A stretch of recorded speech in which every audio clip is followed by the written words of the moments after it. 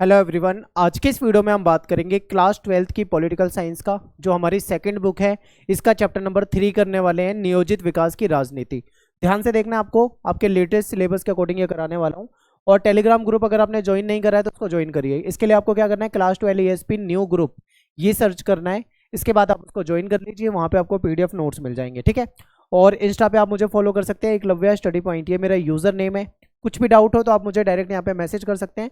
जैसे ही मुझे टाइम मिलेगा मैं आपको यहाँ पे रिप्लाई कर दूंगा, ठीक है।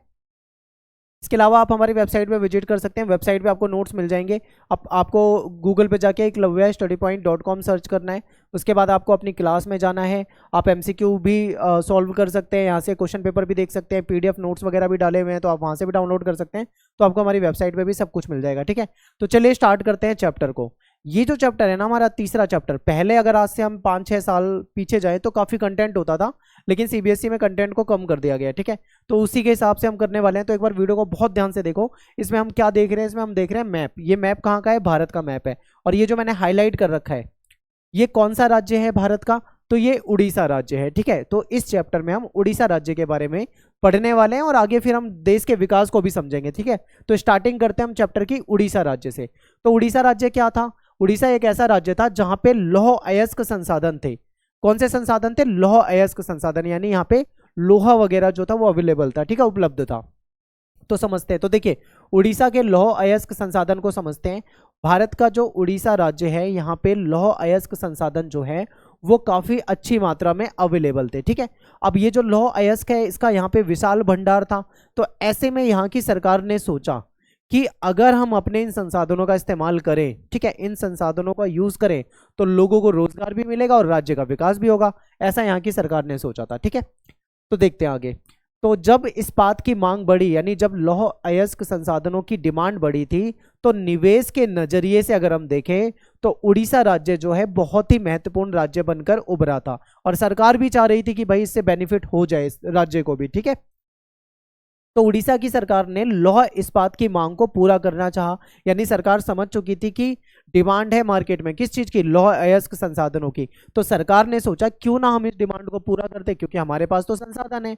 इससे क्या फायदा होगा? वहां के लोगों को रोजगार मिल जाएगा, एक तो ये फायदा होगा। दूसरा क्या फायदा होगा?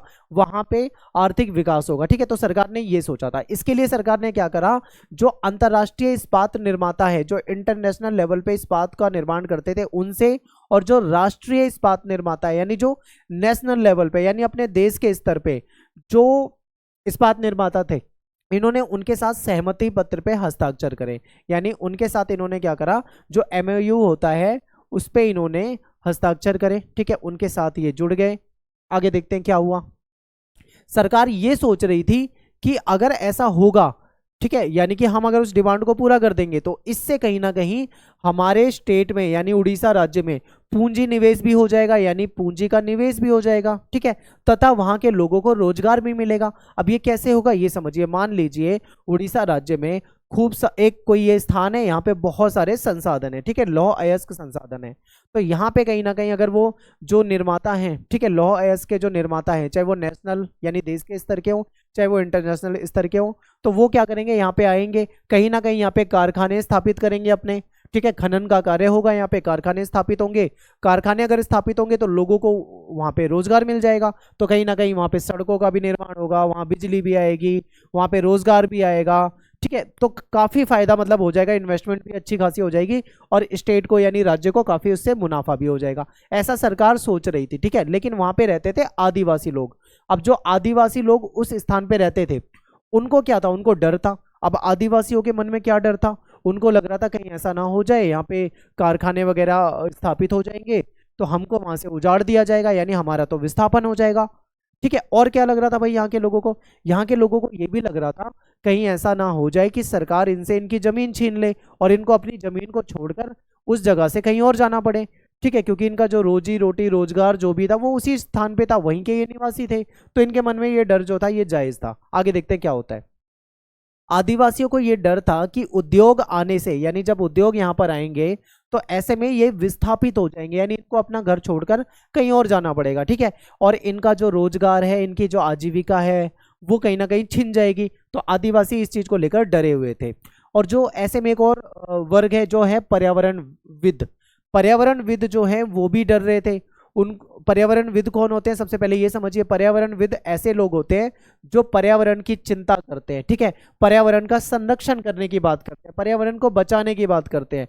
तो ये जो पर्यावरणविद थे उनको भी कहीं ना कहीं ऐसा ही लग रहा था, उनको लग रहा था कि अगर खनन होगा और यहाँ पे उद्योग आएंगे तो कहीं ना कहीं पर्यावरण प्रदूषित हो जाएगा, ठीक है, खनन होगा, उद्योग आ जाएंगे तो कहीं ना कहीं पॉल्यूशन भी होगा। इसकी वजह से ये लोग भी चिंता कर रहे थे। यानी कि हमने यहाँ पे क्या समझा, उद्योग सरकार लाना चाह रही है, क्यों लाना चाह रही है, ताकि पूंजी का निवेश हो जाए।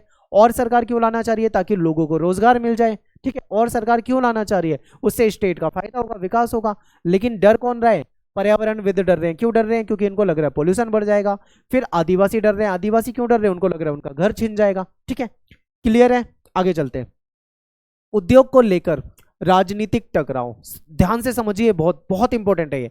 उद्योगों को लेकर कुछ राजनीतिक टकराव भी है, जैसे कि इनका ये कहना है कि कोई भी फैसला लेने से पहले विशेषज्ञों की सलाह जरूरी है। यानी सरकार अगर कोई भी फैसला लेती है तो सरकार को वो फैसला लेने से पहले जो एक्सपर्ट होते हैं, यानी जो विशेषज्ञ होते हैं, उनसे सलाह कर लेनी चाहिए, यानी उनसे सलाह ले लेनी चाहिए, ठीक है। अर्थशास्त्री, पर्यावरणविद, इनकी भी सलाह ले, यानी जो अर्थशास्त्री हैं उनकी भी सलाह ले ली जाए, जो पर्यावरणविद है उनकी भी सलाह ले ली जाए। इसके अलावा जो वहाँ पे रहने वाली जनता है, जैसे वहाँ पे आदिवासी रहते हैं तो उस जनता से, यानी उन आदिवासियों से भी पूछा जाए, ठीक है। इसके अलावा अंतिम फैसला जो होगा वो तो भाई हमारी सरकार का ही होगा, यानी जो हमारे पॉलिटिशियन होते हैं, राजनीतिज्ञ होते हैं, लास्ट फैसला तो वही लेंगे। लेकिन फैसला लेने से पहले सरकार थोड़ा सा उस पर विचार करे, एक्सपर्ट की टीम बुलाए, एक्सपर्ट से सलाह ले, पर्यावरण से जो विद है उनसे सलाह ले, जनता से भी कहीं ना कहीं पूछताछ की जाए, लास्ट में सरकार फैसला ले, ऐसा होना चाहिए, ठीक है। तो उद्योग को लेकर हो रहा था राजनीतिक टकराव। अब बहुत इंपॉर्टेंट है समझना, पोस्को प्लांट पर ग्रामीण लोगों का विरोध प्रदर्शन। अब ऐसे में क्या था, उड़ीसा जो राज्य है यहाँ पे पोस्को प्लांट की स्थापना की जानी थी, ठीक है। तो उड़ीसा के जो ग्रामीण लोग थे वो इसका विरोध कर रहे थे। क्यों विरोध कर रहे थे, आपको कारण पता है। इनको लग रहा था कि इनकी जमीनें छिन जाएगी, इनको कहीं ना कहीं एक जगह से दूसरी जगह पे जाना पड़ेगा, ठीक है, इनका रोजगार चला जाएगा, इनके मन में ये सारी चीजें थी। तो इसको लेकर ये लोग क्या करने लगे, विरोध करने लगे, यानी प्रोटेस्ट करने लगे। अब देखते हैं, समझते हैं। उड़ीसा की राजधानी है भुवनेश्वर, ठीक है। तो देखिए भुवनेश्वर में जगत सिंह जिला, यानी जगत सिंह जिला है, यहाँ पे प्रस्तावित पोस्को इंडिया इस्पात संयंत्र से विस्थापन का शिकार हुए लोगों ने इस कोरियाई कंपनी के दफ्तर के सामने गुरुवार को विरोध प्रदर्शन किया। यानी किसी न्यूज़पेपर की कटिंग है, उसमें बताया गया है कि उड़ीसा में जो भुवनेश्वर है, भुवनेश्वर में जो जिला है जगत सिंह, यहाँ पे पोस्को इंडिया जो कंपनी थी, ठीक है, इसकी स्थापना हुई थी। तो ये कोरिया की कंपनी थी। ऐसे में जो इस जगह के जो लोग थे जो यहाँ से विस्थापित हुए थे, उन लोगों ने विरोध करा था, यानी प्रोटेस्ट किया था, ठीक है। उन्होंने क्या करा, जो कंपनी का दफ्तर है उसके सामने इन्होंने क्या करा, विरोध प्रदर्शन करा। ये लोग डिमांड क्या कर रहे थे, क्योंकि कोई भी प्रोटेस्ट होता है तो उनकी डिमांड होती है। क्या डिमांड होती है, ये लोग डिमांड कर रहे थे कि 1 साल पहले कंपनी और उड़ीसा की सरकार के बीच जिस सहमति पत्र पे हस्ताक्षर हुए थे उसको रद्द कर दिया जाए। यानी कंपनी और सरकार के बीच में जो सहमति पत्र पे हस्ताक्षर हुए हैं उसको रद्द कर दिया जाए, ऐसा लोगों ने डिमांड कर दी, ठीक है। लोगों की ये मांग थी। आगे देखते हैं क्या हुआ। फिर धिंकिया, नुआगांव और गढ़कुजंगा ग्राम पंचायत के 100 से भी ज्यादा स्त्री पुरुषों ने कंपनी के दफ्तर में घुसने की कोशिश की, ठीक है।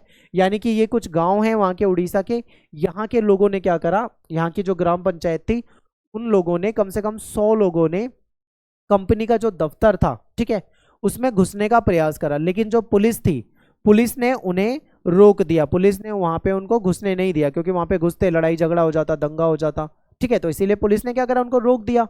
जो प्रदर्शनकारी थे इन्होंने नारे लगाए और कहा कि हमारी जीविका, यानी हमारी जो रोजी रोटी है और जीवन की कीमत पर कंपनी को इस्पात संयंत्र लगाने की अनुमति नहीं दी जानी चाहिए। यानी हमें विस्थापित करके, हमारी रोजी रोटी छीनकर, हमारी जीविका को नुकसान पहुंचाकर कंपनी को वहां पे इस्पात लगाने की कोई परमिशन नहीं देनी चाहिए। ऐसा गांव के जो लोग थे, पंचायत के जो लोग थे वो कह रहे थे, ठीक है। और इस विरोध प्रदर्शन का आयोजन जो था वो राष्ट्रीय युवा संगठन और नवनिर्माण समिति ने किया था। ये द हिंदू जो न्यूज़पेपर है उसकी कटिंग है 23 जून 2006 की, ठीक है।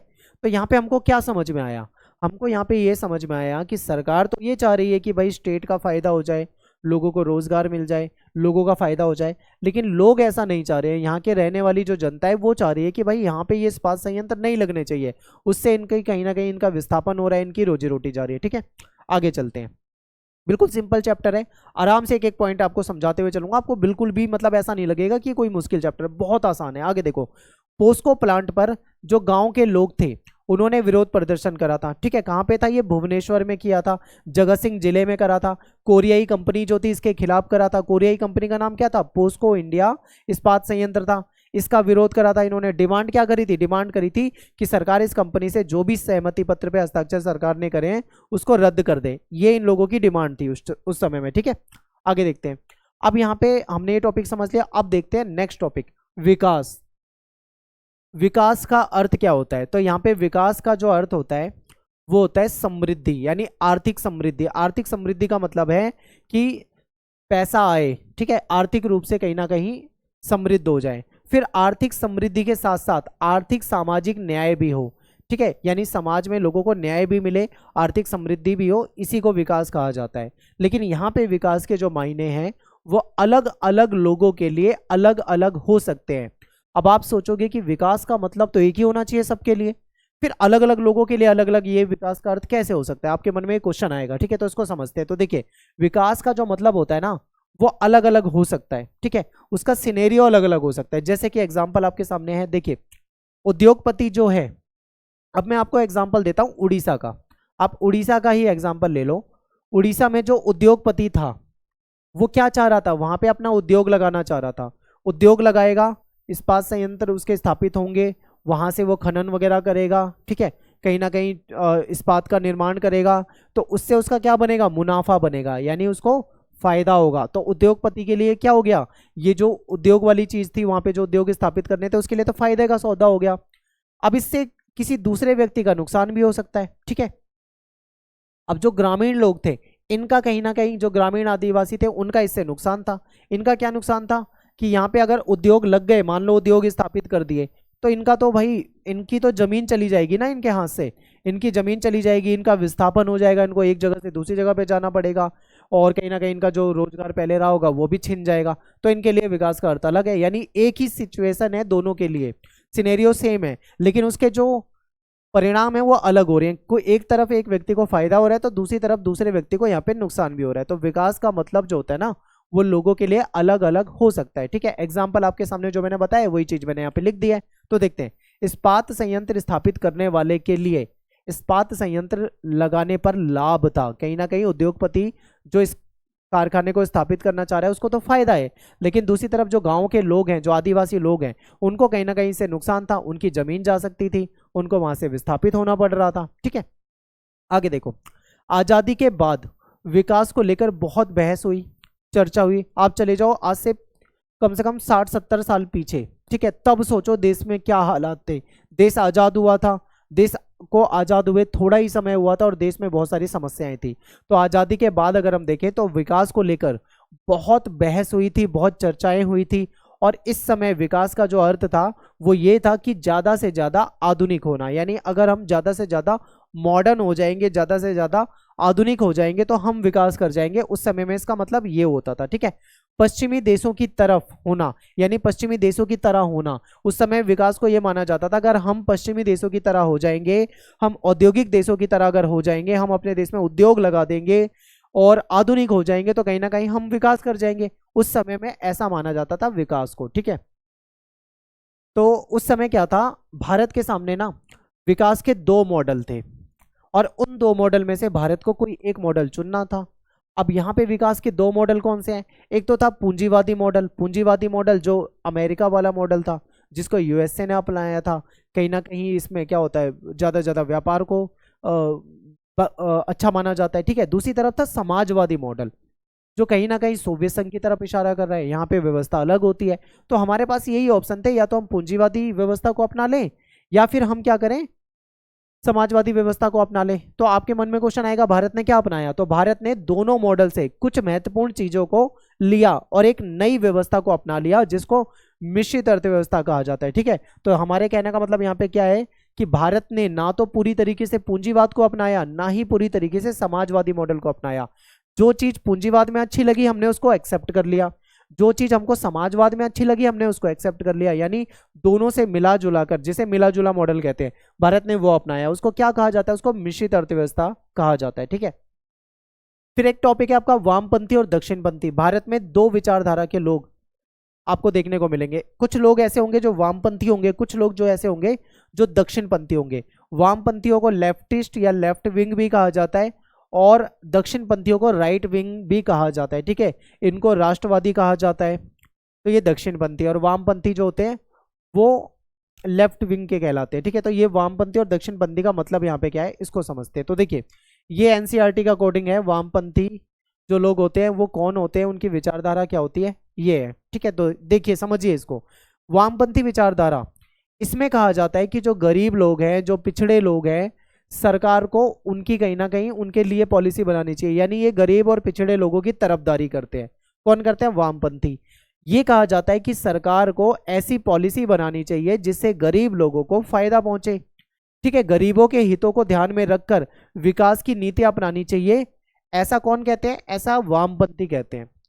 अब ये हमें एनसीईआरटी बता रही है, लेकिन वामपंथ इतना नहीं है, इससे ज्यादा है। वामपंथी जो होते हैं वो ये भी करते हैं कि कहीं ना कहीं आप देखोगे ये जो नक्सलवाद देश में है, ये भी वामपंथी विचारधारा है। नक्सलवाद से कितना देश में नुकसान होता है, ये कहीं ना कहीं वामपंथियों की ही विचारधारा है। ये यहाँ पे जरूर विकास की बातें आपके सामने लिखी हुई है, विकास की बातें, जहाँ पे सरकार अगर विकास करना भी चाहती है तो कई जगह पे ये उस विकास के खिलाफ भी आ जाते हैं। तो ये इनकी विचारधारा है। ठीक है, दक्षिणपंथी जो होती है वो उससे अलग होती है। दक्षिणपंथी विचारधारा जो होती है ना कहीं ये खुला कंपटीशन चाहती है। ये कहते हैं खुली प्रतिस्पर्धा होनी चाहिए, बाजार मूलक अर्थव्यवस्था होना चाहिए। ठीक है, ज्यादा से ज्यादा व्यापार होना चाहिए, मुक्त व्यापार होना चाहिए, खुला कंपटीशन होना चाहिए, ये ऐसा कहते हैं। सरकार अर्थव्यवस्था में हस्तक्षेप ना करे, यानी सरकार को हस्तक्षेप नहीं करना चाहिए। अगर सरकार कर भी रही है हस्तक्षेप तो कम से कम हस्तक्षेप होना चाहिए, ऐसा दक्षिणपंथी कहते हैं। कहीं ना कहीं ये पूंजीवाद को बेहतर मानते हैं और ये पूंजीवाद का ही पार्ट है, आप ऐसा मान लीजिए। इसमें कहा जाता है कि सरकार को व्यापार के नियम आसान बनाने चाहिए। ठीक है, सरकार ऐसे नियम बनाए जिसमें लाइसेंस प्रणाली ज्यादा ना हो, टफ ना हो, आसानी से व्यापार हो सके। मुक्त व्यापार को बहुत ज्यादा ये बढ़ावा देते हैं। ठीक है, तो ये है दक्षिणपंथी। तो ये दोनों विचारधारा जो है एक दूसरे के अपोजिट है। दक्षिणपंथी लोग जो है वो वामपंथियों को पसंद नहीं करते हैं, वामपंथी लोग जो है वो दक्षिणपंथियों को पसंद नहीं करते हैं। ठीक है, तो ये हमारा एक टॉपिक था। एक छोटा सा टॉपिक है, यहाँ से कभी कभी पेपर में क्वेश्चन आ जाता है कि बताइए योजना आयोग के बारे में। तो योजना आयोग, जिसको प्लानिंग कमीशन कहा जाता है, एक समय में हमारे देश में ये एक संस्था के रूप में थी, लेकिन अब इसको हटा दिया गया है, या फिर आप कहो इसको बदल दिया गया है। तो योजना आयोग को समझते हैं। सबसे पहले योजना आयोग जो था 1950 में बना था। योजना आयोग जो था वो पंचवर्षीय योजना बनाने का काम करता था, यानी प्लानिंग करने का काम करता था। इसके अध्यक्ष कौन होते थे, देश के प्राइम मिनिस्टर। ठीक है, और मंत्रिमंडल की मंजूरी के बाद इसकी जो सिफारिशें होती थी वो लागू होती थी। तो ये तो था योजना आयोग, ये काम करता था, देश में पंचवर्षीय योजनाएं चल रही थी इसी के अकॉर्डिंग। ठीक है, लेकिन इसको खत्म कर दिया गया, इसको समाप्त कर दिया गया। योजना आयोग की जगह एक नया आयोग बनाया गया जिसको कहा जाता है नीति आयोग। ठीक है, अब हो सकता है आपके पेपर में ये पूछ लें कि बताइए नीति आयोग, जो नीति है NITI, इसका फुल फॉर्म क्या होता है। तो इसका फुल फॉर्म पेपर में आ सकता है। तो इसको national institutional for transforming India, ठीक है, इसको ये कहा जाता है। तो ये नीति आयोग का फुल फॉर्म आप ऐसे याद रखना।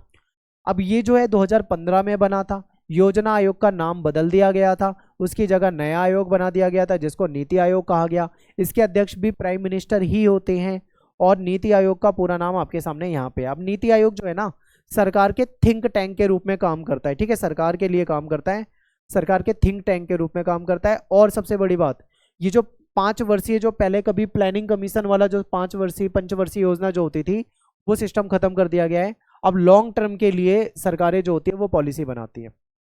तो ये आपको याद रखना था। इसके बाद इस चैप्टर से ये क्वेश्चन बहुत ज्यादा पूछा जाता है, बॉम्बे प्लान। बहुत इंपॉर्टेंट टॉपिक है। मैं इसको बहुत इंपॉर्टेंट टॉपिक क्यों कह रहा हूं, क्योंकि बहुत ज्यादा पेपर में पूछा जाता है। ठीक है, तो देखिए बॉम्बे प्लान क्या है। तो सन 1944 में क्या हुआ, जो हमारे देश में जो उद्योगपति थे, तो उद्योगपतियों का एक ग्रुप था वो इकट्ठा हुआ। उस ग्रुप ने देश में नियोजित अर्थव्यवस्था चलाने का प्रस्ताव रखा। यानी ये जो उद्योगपतियों का ग्रुप था उसने सरकार के सामने प्रस्ताव रखा, एक प्रस्ताव लाए कि हमें अपने देश में जो अर्थव्यवस्था चलानी है तो वो हमें नियोजित अर्थव्यवस्था चलानी, यानी पूरा प्लान तरीके से, ऐसे नहीं कि कुछ भी कहीं से भी कुछ भी कर दिया, पूरी प्लानिंग वाली अर्थव्यवस्था चलानी है। इसी को बॉम्बे प्लान के नाम से हम जानते हैं। ठीक है, बहुत इंपॉर्टेंट है, पेपर में क्वेश्चन बहुत पूछा जाता है। ठीक है, अब आपके मन में आएगा इसका उद्देश्य क्या था, क्वेश्चन आपके मन में आएगा। इसका उद्देश्य था कि सरकार औद्योगिक और अन्य आर्थिक निवेश के क्षेत्र में बड़े कदम उठाए। सरकार कहीं ना कहीं ये जो उद्योगपति हैं इनको सपोर्ट करे और उद्योग के लिए, ठीक है, औद्योगिक ढांचे को मजबूत बनाने के लिए सरकार इनकी मदद भी करे। तो ये था। अब नेक्स्ट टॉपिक है हमारा पंचवर्षीय योजना। पंचवर्षीय योजना हमारे देश में पहले चलती थी, फिलहाल नहीं चलती है। तो ये पंचवर्षीय योजना क्या होती है इसके बारे में आपको पता होना चाहिए। ठीक है, तो चलिए इसको समझ लेते हैं। तो देखिए, पंचवर्षीय योजना सरकार का एक डॉक्यूमेंट होता था, यानी सरकार एक ऐसा दस्तावेज तैयार करती थी जिसमें अगले 5 वर्ष की आमदनी कितनी होगी, खर्च कितना होगा, उसकी पूरी एक प्लानिंग कर ली जाती थी, पूरी योजना बना ली जाती थी। इसमें केंद्र सरकार और जो राज्य की सरकार है उसके बजट को 2 हिस्सों में बांट दिया जाता था, यानी दोनों ही इसमें अपना योगदान देंगे, दोनों सरकारें। इसको क्या कहा जाता था, इसको 5 ईयर प्लान या फिर हिंदी में पंचवर्षीय योजना के नाम से जानते हैं हम। और ये सोवियत संघ से लिया गया था। ठीक है, ये सिस्टम कहाँ से उठाया था हमने, सोवियत संघ से उठाया था, क्योंकि वहां पे ऐसा होता था तो भारत को ये अच्छा लगा, तो भारत ने भी क्या करा, अपने देश में पंचवर्षीय योजनाएं जो थी वो चलानी शुरू कर दी। अब यहाँ पे हम 2 पंचवर्षीय योजना के बारे में पढ़ेंगे, यही हमारे सिलेबस में दे रखी है। इसके अलावा किसी भी पंचवर्षीय योजना के बारे में आपको पढ़ने की जरूरत नहीं है। ठीक है, सिलेबस के अकॉर्डिंग बात कर रहा हूँ। तो सबसे पहले बात करते हैं प्रथम पंचवर्षीय योजना। जो पहली पंचवर्षीय योजना आई थी वो 1951 से 56 तक चली थी। ठीक है, इसमें जो मेन जो फोकस था सरकार का वो था कृषि पर, यानी कृषि क्षेत्र को मजबूत बनाने के लिए सरकार ने यहाँ पे काम किए थे। ठीक है, ताकि ज्यादा से ज्यादा कृषि उत्पादन हो सके, तो देश में अनाज का संकट किसी भी प्रकार से ना आए, ये इस जो योजना था इसका प्लान था पूरा। तो ये जो मॉडल था ये किसने दिया था, के.एन. राज।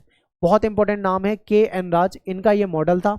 इन्होंने क्या कहा था ये समझिए। इन्होंने ये कहा था कि देश में गरीबी बहुत है और गरीबी से अगर जनता को निकालना है तो ज़्यादा से ज़्यादा खेती करनी है, खेती से हमें अनाज मिलेगा, उससे कहीं ना कहीं हम गरीबी से देश की जनता को निकाल देंगे, ऐसा ही इन्होंने कहा था। ठीक है, और इन्होंने धीमी गति से विकास करना चाहिए, ये भी बात कही थी। इन्होंने ये नहीं कहा था कि हमें बहुत तेजी से विकास करना है, इनका ये कहना था कि हमको विकास धीमी गति से करना है, धीमी धीमी गति से हम विकास करेंगे तो हम डेवलप हो जाएंगे कुछ साल में। ठीक है, ऐसा इनका मानना था। तो ये तो थी हमारे यहाँ पे पंचवर्षीय योजना, पहली पंचवर्षीय योजना। ठीक है, प्रथम पंचवर्षीय योजना। अब प्रथम पंचवर्षीय योजना में क्या क्या सरकार ने करा, क्या प्रोजेक्ट लेके आई, ये आपको समझना है। तो देखिए, सरकार ने बड़े प्रोजेक्ट पे काम किया, जैसे कि प्रथम पंचवर्षीय योजना में सरकार ने बहुत सारे बांधों का निर्माण करा, सिंचाई के क्षेत्र में खूब पैसा निवेश करा, यानी सिंचाई की सुविधाएं उपलब्ध करवाई, बांध वगैरह बनाए। फिर भाखड़ा नांगल डैम, आपने ये पढ़ा होगा कहीं ना कहीं। तो ये जो भाखड़ा नांगल जो परियोजना है ये बहुत बड़ा प्रोजेक्ट था, इसमें काफी पैसा जो था सरकार ने खर्च किया था। ठीक है, फिर भूमि सुधार पे सरकार ने अधिक जोर दिया, किसानों को अच्छे बीज मिल सके, किसानों को सिंचाई का पानी उपलब्ध हो सके, ज्यादा से ज्यादा देश में खेती हो सके। ठीक है, किसानों को ज्यादा से ज्यादा मतलब मोटिवेट किया गया कि वो ज्यादा से ज्यादा फसल का उत्पादन करें। तो ये सारे काम किए गए थे प्रथम पंचवर्षीय योजना में। ठीक है, तो ये टॉपिक हो गया हमारा। अब बात करते हैं सेकंड पंचवर्षीय योजना, यानी द्वितीय पंचवर्षीय योजना। तो ये कब से कब तक चली थी, ये 1956 से 1961 तक चलाई गई थी, लेकिन यहाँ पे कृषि पे ज्यादा जोर नहीं दिया गया। अब दूसरी पंचवर्षीय योजना जो थी, इसमें जो हमारे देश में जो भारी उद्योग है, हैवी जो उद्योग है, उस पर ध्यान दिया गया था। ठीक है, इसके विकास पे जोर दिया गया, क्योंकि सरकार समझ गई थी कि कृषि उत्पादन ठीक है, देश के लिए, देश में कृषि उत्पादन होगा, ज्यादा ज्यादा फसल होगी तो इससे फायदा होगा, देश में अनाज का संकट नहीं होगा, लेकिन उद्योग भी बहुत इंपॉर्टेंट है, ये सरकार ने समझ लिया था। इसीलिए जो दूसरी पंचवर्षीय योजना थी उसमें सरकार ने कहीं ना कहीं उद्योग पे ज्यादा ध्यान दिया। अब ये जो मॉडल किसने दिया था, ये अर्थशास्त्री थे, जो कि बहुत महान अर्थशास्त्री थे, इनका नाम था पीसी महालनोबिस। बहुत इंपॉर्टेंट है, याद रखना है। ठीक है, इन्होंने ये मॉडल दिया था। इन्होंने कहा था कि सरकार को भारी उद्योग पे ध्यान देना चाहिए, ज्यादा से ज्यादा औद्योगिकरण होगा तो देश में उत्पादन होगा, विनिर्माण होगा, मैन्युफैक्चरिंग होगी, इससे कहीं ना कहीं लाखों लोगों को रोजगार भी मिलेगा और देश का विकास भी होगा। ठीक है, और इन्होंने वो वाला मॉडल जो पहले मॉडल में हमने क्या पढ़ा था कि धीमी गति से विकास करना है, इन्होंने बोला ऐसे काम नहीं चलेगा। इन्होंने कहा कि हमको तेज गति से विकास करना है, यानी बहुत तेजी से विकास करना है, ऐसा इन्होंने कहा था। ठीक है, और इन्होंने देसी उद्योगों को संरक्षण की बात करी, यानी देश के उद्योग को संरक्षण दिया जाए, लोग देश के उद्योगों में बनी हुई चीजों को खरीदे, ऐसी बातें की गई थी। ठीक है, इन्होंने आयात पर भारी शुल्क लगाने की भी बात की, यानी बाहर से जो चीजें आएंगी उस पर ज्यादा शुल्क लगा लो ताकि लोगों को वो चीजें महंगी पड़े, लोग उसको ना खरीदे, देश में बने हुए जो वस्तुएं लोग उसको ज्यादा खरीदे, इसलिए इसमें संरक्षणवाद की नीति अपनाई गई थी। ठीक है, आगे देखो, इस समय बिजली हो गई, रेलवे हो गया, इस्पात संयंत्र हो गया, ये जो उद्योग हैं जो भारी उद्योग में आते हैं, इस पे काम किया गया, इसके विकास पे काम किया गया। औद्योगिकरण के कारण भारतीय अर्थव्यवस्था का भी विकास हुआ, हमारी अर्थव्यवस्था डेवलप हुई और कहीं ना कहीं उद्योगों ने कृषि के मुकाबले निवेश को ज़्यादा आकर्षित किया, क्योंकि देखो उद्योग में ज़्यादा इन्वेस्टमेंट होती है तो ज़्यादा निवेश कहीं ना कहीं हो पाता है, तो इससे कहीं ना कहीं देश को फायदा हुआ। ठीक है, तो ये भी इंपॉर्टेंट था, पेपर में हो सकता है क्वेश्चन आ जाए। अब एक टॉपिक है आपके में सिलेबस में है केरल मॉडल।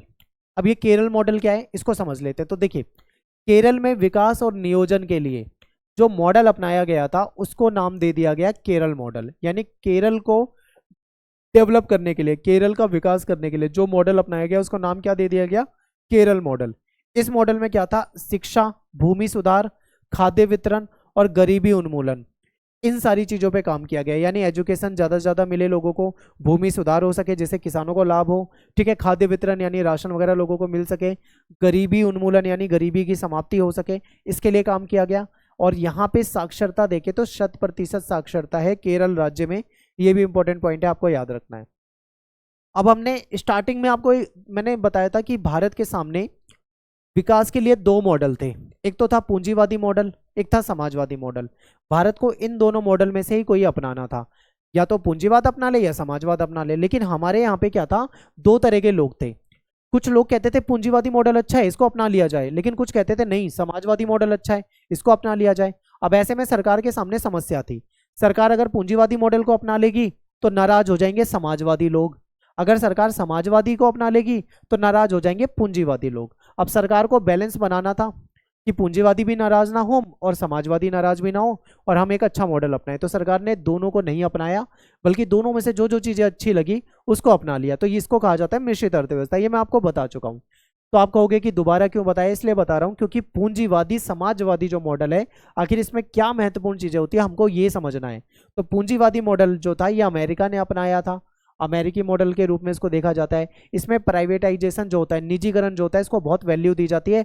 इसमें देखा जाता है ज़्यादा से ज़्यादा कंपटीशन होना चाहिए मार्केट में, यहाँ पे मजदूरों का शोषण बहुत होता है, बाजार मूलक अर्थव्यवस्था होती है, व्यापार होता है, अधिक से अधिक व्यापार पे ध्यान दिया जाता है, अधिक से अधिक पैसा कमाने पे ध्यान दिया जाता है, इसको पूंजीवादी मॉडल कहा जाता है। ठीक है, अब दूसरी तरफ है समाजवादी मॉडल। समाजवादी मॉडल जो है ये सोवियत संघ ने अपना रखा था, तो कहीं ना कहीं लोग इसके समर्थन में भी थे। तो इसमें निजी स्वामित्व का विरोध किया जाता है, बिल्कुल भी अच्छा नहीं माना जाता, सब कुछ सरकार के हाथ में होना चाहिए, ये लोग ऐसा मानते हैं। समानता पे ज़्यादा बल देते हैं, राज्य का स्वामित्व होता है हर चीज़ पे, राज्य ही नीति बनाता है, यानी सरकार ही नीति बनाएगी, सरकार के हाथ में सब कुछ होगा।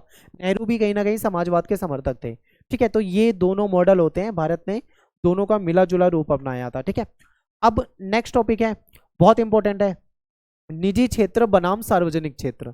यानी आज़ाद भारत के सामने विकास के दो मॉडल थे, ये दो मॉडल हो गए, भारत ने दोनों में से इसको अपनाया, मिश्रित अर्थव्यवस्था, मिला जुला मॉडल। ठीक है, ये हो गया। अब यहाँ पे क्या था, कुछ चीजें सरकार के हाथ में चली गई, कुछ चीजें प्राइवेट हाथों में चली गई। ठीक है, तो देखिए खेती, किसानी, व्यापार और उद्योग, इसका एक बड़ा हिस्सा जो था वो निजी हाथों में चला गया। यहाँ पे आपको पूंजीवाद दिखेगा कि खेती का, किसानी का, व्यापार का, उद्योग का बड़ा हिस्सा जो था वो प्राइवेट हाथों में चला गया, यानी निजी हाथों में चला गया, ये पूंजीवाद को दर्शा रहा है। दूसरी तरफ जो भारी उद्योग हैं, व्यापार के जो नियम बनाने होते हैं, कृषि क्षेत्र में जो हस्तक्षेप है, ये सरकार यानी राज्य के हाथों में था, इसे यहाँ पे आपको समाजवाद दिखेगा। तो भारत में मिला जुला मॉडल अपनाया गया था। लेकिन क्या इस मिले जुले मॉडल को सबने एक्सेप्ट करा, सब इस मॉडल से खुश थे? तो नहीं, कुछ लोगों ने इस मिले जुले मॉडल की आलोचना कर दी, उन्होंने बोला ये अच्छा मॉडल नहीं है, उन्होंने तो आलोचना कर दी। इससे कहीं ना कहीं दक्षिणपंथी भी नाराज थे और वामपंथी भी नाराज थे, यानी लेफ्टिस्ट और राइट विंग के दोनों ही नाराज थे। अगले टॉपिक को देखते हैं, आलोचक।